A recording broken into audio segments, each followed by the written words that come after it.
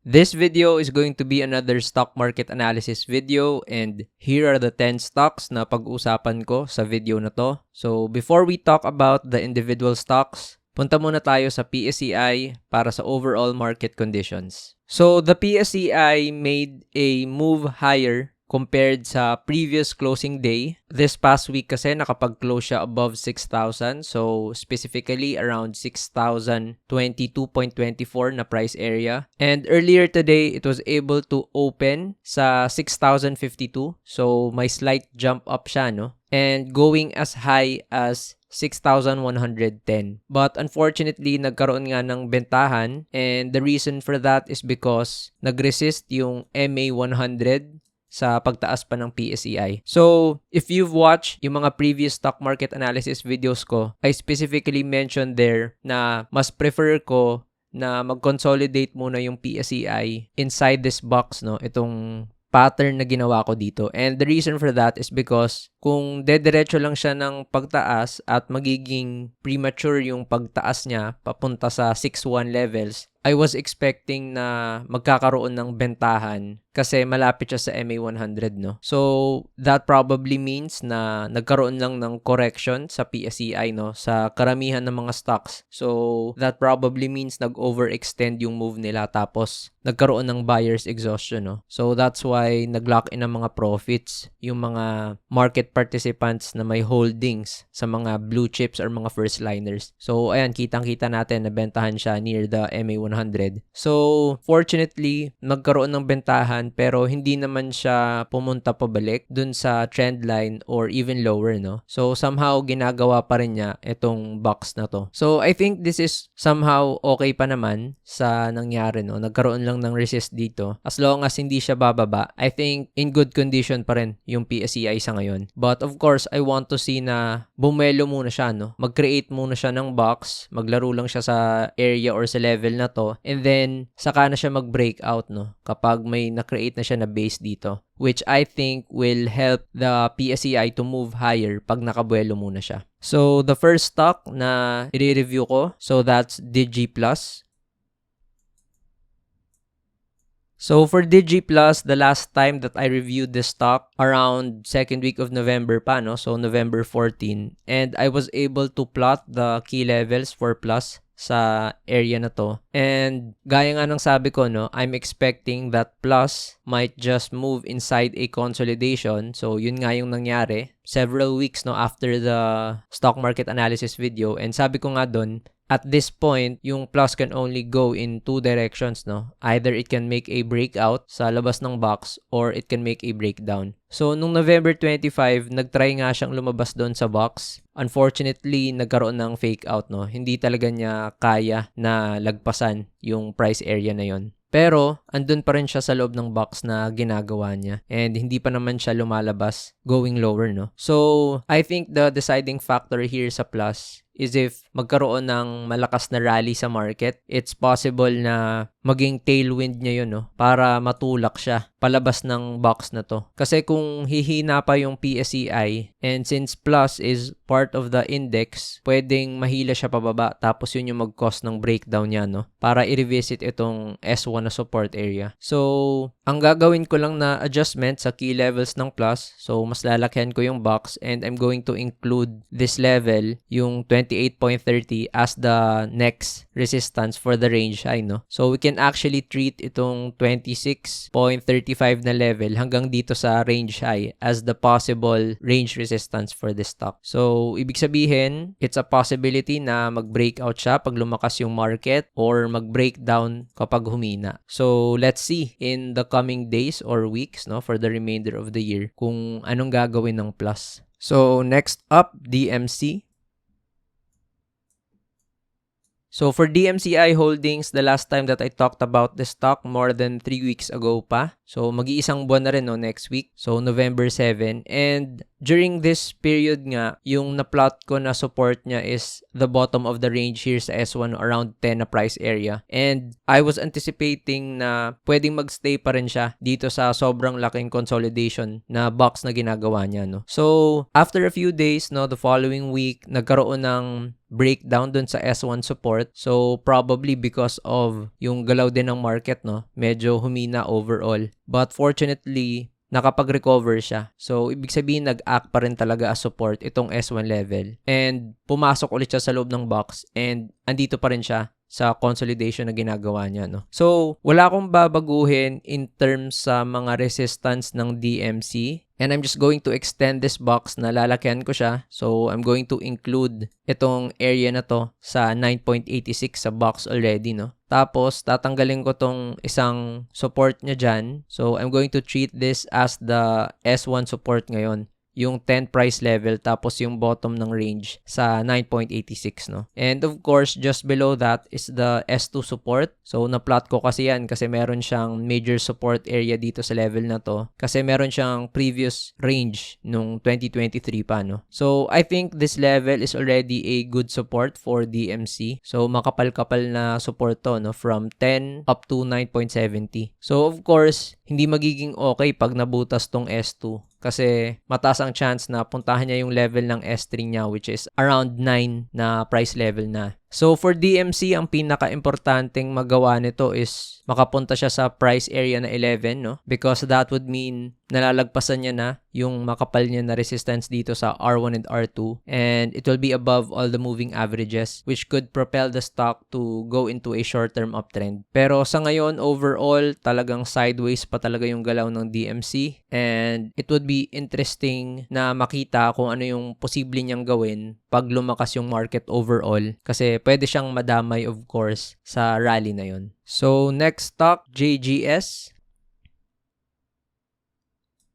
So for JGS, the last time that I reviewed this stock around November 14 and during this period I was able to plot the potential support level sa JGS, no, which is around this area sa 20.20. So ayun nga yung nag-act as the support for November 18 and then November 19 and of course I was able to plot the resistance sa R1 kasi ayan naman yung previous support niya. So nagkaroon ng breakdown. So since role reversal, yung support naging ng resistance. And we can see here definitely na nagkaroon ng resistance dun sa level na yon along with your MA20. So, nagkaroon ng confluence ng resistance. So, in this case, for JGS, it's a possibility na ito yung galawan niya na range. So, that's the range support along with your S1 tapos yung R1. No? So, ibig sabihin dito siya pwedeng gumalaw in the short term. Since the market is also consolidating, then one reason that could change the trajectory of JGS is if lumakas yung market, no, JGS being one of the first liners and blue chips, pwedeng ayun yung maging reason para tumaas yung JGS at makapunta siya sa price level na above 23.30. So, para kasi sa akin yan yung crucial point kasi pag nagawa niya yan, nalagpasan niya na tong R1 tapos above na rin siya sa lahat ng MAs, no? And kahit papano, papasok ulit siya dun sa range na ginagawa niya before. So, ito kasi yung range na ginagawa niya before niya gusto sanang mag-test, no, at mag-breakout dito sa 52-week high niya. So, it's very important na ito yung gawin ng JGS na level na mapuntahan niya. So, aside from this consolidation, I can see also a large pattern forming for JGS. So, kung ilalagay ko kasi yan dyan at lagyan ko ng resistance line, we can see that JGS is forming a falling wedge na pattern. So, it corresponds to the bias na kailangan makalagpas talaga siya sa level na to because it can also negate the falling wedge pattern na ginagawa niya, no? Kasi kung magkakaroon lang ng weakness sa market tapos magkakaroon pa ng bentahan sa PSEI, then it's a probability that JGS could revisit the S1 support again and even break down from this S1 support in order to reach yung next support level niya, which corresponds to the pattern completion of this falling wedge, no? So, pwede niyang puntahan yung 19.30 na price area. So, tingnan natin in the coming days kung kaya bang lagpasan ng JGS yung falling wedge pattern along with the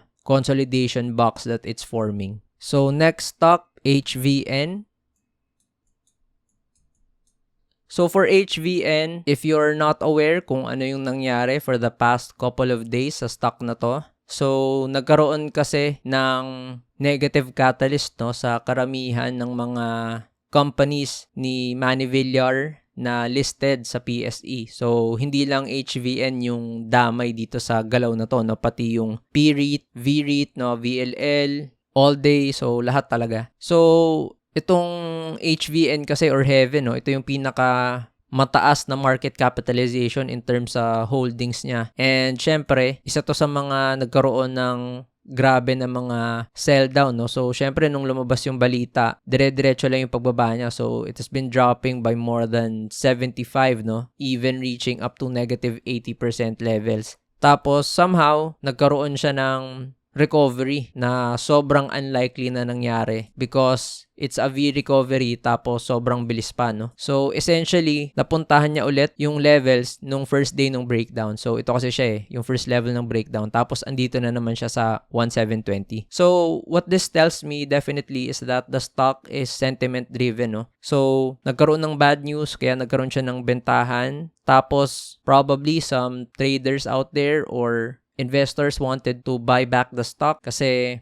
they see a potential capitulation play but very unexpected yung ginawa niyang galaw na to, no? So definitely may something dyan na speculative in nature kaya tumaas yung galaw ng stock. So what this tells me is that in the coming days, kung magkaroon man ng negative sentiment, no, ng negative hype, ng another news regarding the fundamentals of the company, then it's possible na bumaba pa rin ulit yung stock, no? Kasi hindi naman ibig sabihin na naka-recover na siya, tapos na yung bad news. Kasi anytime naman may pwedeng lumabas na bad news, diba? But I think hindi na babalik to above 2-4 levels in the short term, no? Unless magkaroon ng sobrang gandang news. Kasi ito yung price niya nung wala naman masyadong fundamental news or anything good, no, surrounding the company. So, kung bumaba na siya tapos may malakas ng negative sentiment, then it's unlikely na babalik siya dito above 2.4 or 2.6 levels na walang tulong ng positive or good fundamentals, no? So, for me, the current resistance of HVN is itong 1,980 na levels, and you could also say na meron tayong psych resistance sa 2,000 area. So, it just signifies a whole number, no, na 2,000.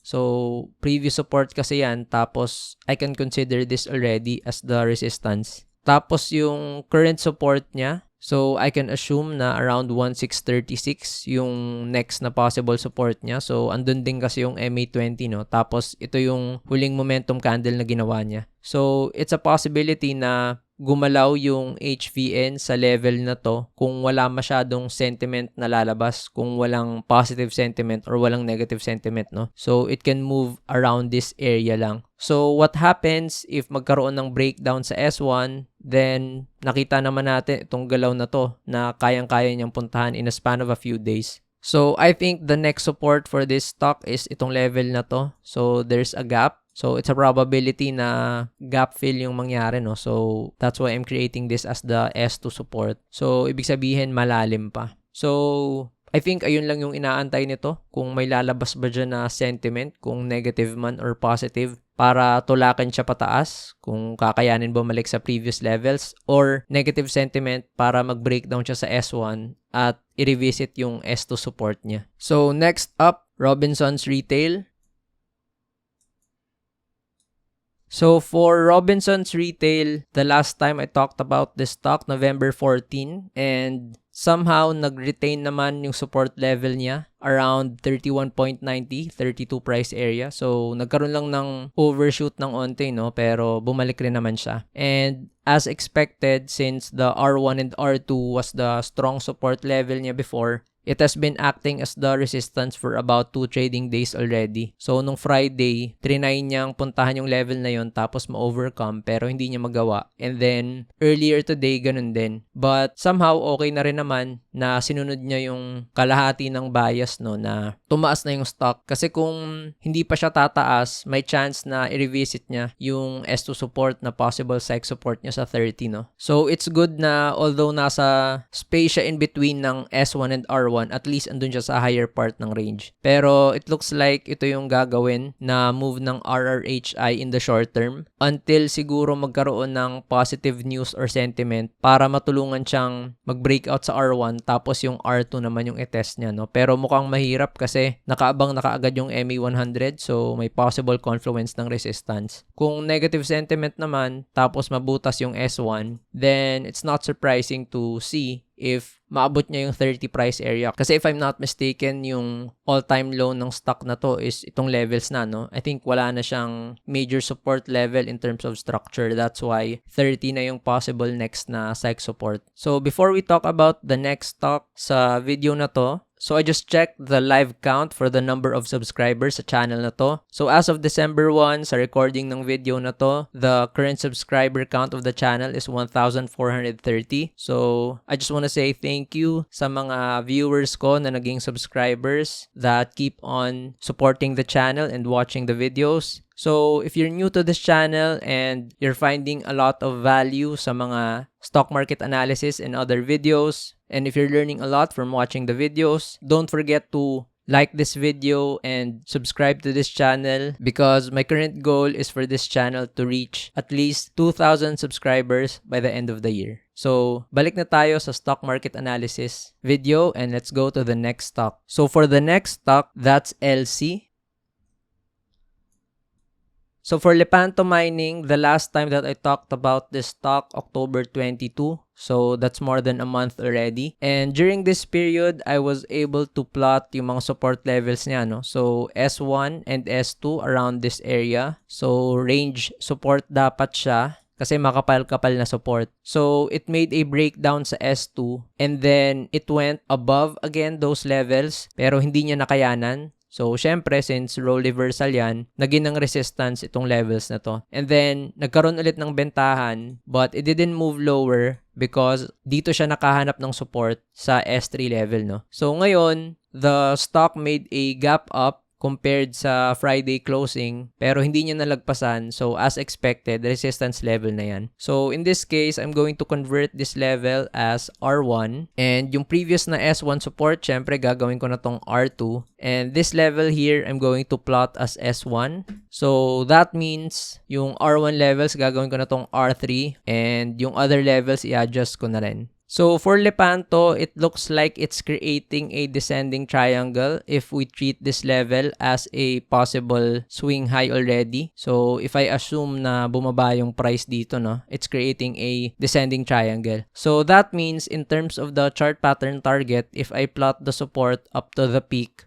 and let's say magkaroon siya ng breakout somewhere here, nagkakaroon ng confluence dito sa R3, no? So, ibig sabihin, kung maging maganda man yung galaw ng gold in the coming days or weeks, or kung may specific na fundamental news na positive catalyst sa LC lang mismo, it's a possibility that it can reach this level, pero it would take a lot of good news, no? Para puntahan niya tong level na to. Kasi the main driver of mining stocks yung pag-increase ng price ng gold. So kung hindi i-increase yung price ng gold, tapos wala naman specific na catalyst for Lepanto, then I don't think kaya niyang abutin yung R3 levels, no? So, na-mention ko rin naman to sa mga previous stock chart analysis videos ko na napag-usapan ko yung OGP, PX, and APX. So, on the downside naman, kung hindi mag-improve yung price ng gold, so, ito yung peak, tapos ito yung support. So, let's assume na magkaroon siya ng breakdown along with your MA100 breakdown, then the possible support is around this level, no? So, yan yung kanyang chart pattern target. And it actually corresponds to the previous support na ginawa niya nung around July pa, no? So, it's very important na ang gawin ng LC, no, kahit at least man lang pumunta siya sa level na to, above sa point 1950, para hindi niya sundin yung descending triangle pattern. Because if magsistay lang siya dito sa loob ng triangle, tapos magkaroon ng buhusan sa gold, if gold prices go lower, then that could be a negative catalyst, no, or risk for LC. Tapos baka ito yung puntahan niyang prices after that. So, next up, SEB. So, for SEB Air, the last time that I talked about this stock, first week November. So, close to 1 month already, no? And during this period, na-plot ko nga na SEB was moving towards a downward pattern, which is a falling wedge. And yung end nga ng pattern na yon is dapat itong S2, no? So, may crucial support level kasi siya dito. And I said sa video na in order to negate this pattern, SEB needs to move higher, no? Preferably above R2. Kasi kung makikita nyo, above na siya ng MA100 tapos ng R2 resistance. So, it's somehow good na fina-follow niya yung bias. So, halfway there already na dire-diretso yung pagtaas niya. Pero it looks like it's having a difficult time sa R1 levels, no? Kasi syempre, andyan din yung MA50. So, as expected, no? Syempre, hahabol yung mga moving averages as the prices go higher. So, there's a current confluence here with the resistance ng R1 and your MA50. So, I guess ang pwedeng gawin ng SEB is mag-create siya ng consolidation around this level. So, R1 as the range high and the MA20 as the trailing support. So, it's a possibility na dito muna siya magkaroon ng consolidation tapos saka siya bumuelo, no? Para mag-breakout dito sa R2. So, I think if dumire-diretso siya ngayon pagtaas dito sa R2, kung hindi maganda yung takbo ng market, baka magkaroon lang din ulit ng bentahan as it reaches R2 and the MA100. So, it's much better na consolidation muna tapos breakout, no? But if the market moves lower tapos nag-create siya ng consolidation, then it's not surprising kung pupuntahan ng SEB yung S1 level sa support niya or even S2, no? It's a possibility na delayed lang yung pattern na ginagawa niya, pupunta rin pala siya sa prices na to pag humina yung market. So, I think the only adjustment that I would do is if I'm going to treat this as the swing high, assuming na SEB moves lower, then it's a possibility na ang ginagawa niya is downward channel move. So, it still corresponds to the area kung saan pwede niyang puntahan. So, S2 support and possibly even S3 support, no? So, it's very crucial that SEB makes a consolidation as it moves outside the downward channel pattern. Tapos, saka siya mag-breakout dito sa R2. So, next up, ION. So, for Ionix, the last time that I talked about this stock, October 22, so more than a month ago. And na-mention ko nga na I'm expecting that it's gonna move inside the consolidation. So, ayun nga yung nangyari during this period up until the second week of November, no? Tapos, recently, no, just a few trading days ago, so around the November 20 area, nakapag-breakout siya dito sa R1 resistance. So, ngayon, it's creating a small consolidation below the R2 and using the R1 as the support. So, in this case, I'm going to remove the resistance area dyan ngayon and I'm going to treat this as the support area ngayon, yung 1.02. So, yan ang gagawin kong S1. And I'm going to remove this box already. Tapos, I'm going to treat this level as the S2. So, ibig sabihin, makapal na support na pala yung around 0.99 to 1.02 area ng Ionix, no? So, I'm going to remove the previous support dito sa below area niya. So, I think that's relevant sa ngayon. And, ang importanteng resistance niya ngayon is itong R2 na gagawin ko ng R1. So, ito kasi yung kanyang range high ever since last year pa, no? April 2024. So, it's very crucial na malagpasan niya yung 1.11 na to kasi ayan yung range high niya sa sobrang tagal niya na consolidation, no? So, in terms of target pricing, if the pattern is here and I'm just going to raise the box around this level, that means if the market is doing well or kung magkaroon man ng potential catalyst for ION, if it makes a breakout sa 1.11, there's a potential for it to reach around 1.51 levels, no? Pero, it's very important to note na meron siyang makapal na resistance dito from 1.38 to 1.42. So, I'm going to treat this as the R2 sa ngayon, no?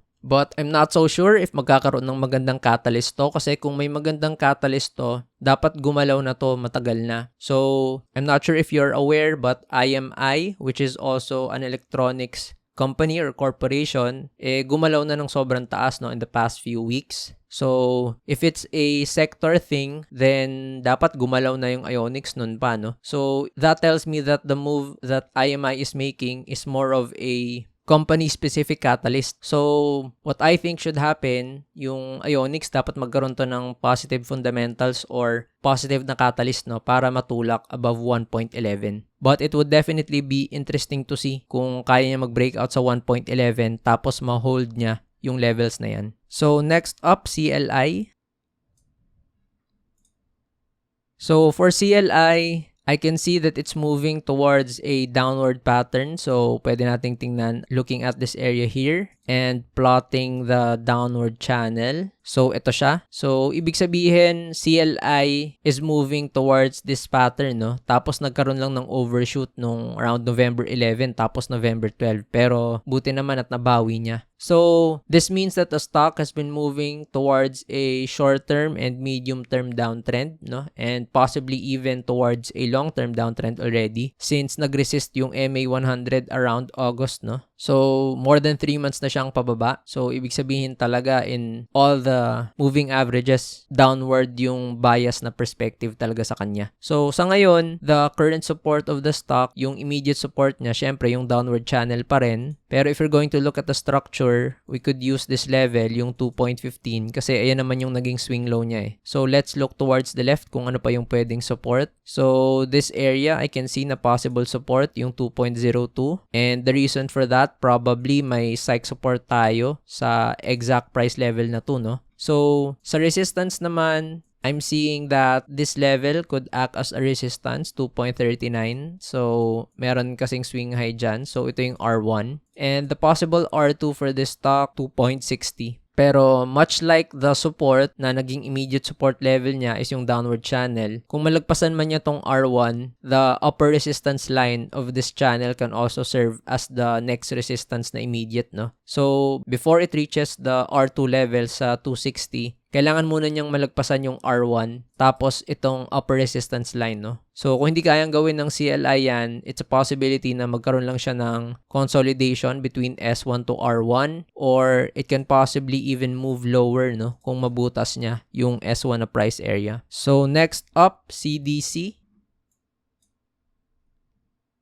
So, for Cityland, somehow the same look sa CLI. So, it's moving also in a downward pattern na move. So, ito yung kanyang mga key resistance and support areas. So, nagkaroon lang din ng overshoot, no? Pero itong sa CDC is mas recent. So, ito siya. So, this stock is very illiquid and I think one of the reasons kung ba't pinapasok ng mga market participants to is mostly because of the dividends, no? Pero clearly, walang fundamental catalyst or positive move sa kanya because it's moving lower. So, of course, we're going to treat this level as the S1 support, no? Much like your CLI kanina. Tapos tingnan natin towards the left kung ano yung possible support niya. So, I converted the chart into a weekly pattern and unfortunately, wala na pala siyang major support, no? So, ibig sabihin, nasa all-time low yung stock. So, whenever stocks are at an all-time low, you definitely assume na meron siyang negative catalyst or negative fundamental reason, no? Kasi hindi naman bababa yung stock ng ganito kung maganda talaga yung galaw niya. So, it's moving towards a downward channel pattern and sa ngayon, ang nakikita kong resistance niya, itong level na to sa 0.57. So, previous range kasi yan. Tapos, previous support. So, ibig sabihin, kailangan niya malagpasan yung R1 para mabuhay yung stock, no? Tapos, R2 around this level sa 0.68. So, that basically means that for City Land Development Corporation to at least go back sa R2 levels, kailangan niya lagpasan yung R1. Tapos, kailangan pa niyang lagpasan itong upper resistance line, no? Which I guess mahirap kung wala siyang positive catalyst kasi ever since April to June, no, of last year pa, pababa yung stock. So, ibig sabihin, mag-iisang taon na siya na moving lower, no? Anong mangyayari na posible niyang puntahan kung mabutas man yung S1? So, S1 is acting as a support probably because of the 0.50 na psych support, no? So, ibig sabihin yan, kailangan lang natin sundin yung mga possible psych support areas. So, pwede nating masabi na ang next support niya is around 45 level. So, S2. And then, 0.40 na level, no? As your S3. So, definitely not good for CDC. Kailangan na talaga nitong makapag-breakout dito sa upper resistance line niya, no? Kung hindi, it looks like it's just gonna create a consolidation between S1 and R1. Tapos pag nabutas niya yung S1, it's a possibility na puntahan niya yung S2 or even S3 levels. So, ayun lang. That ends the stock market analysis video. And if you want to watch my other videos talking about specific stocks like SCC, you can click towards the right.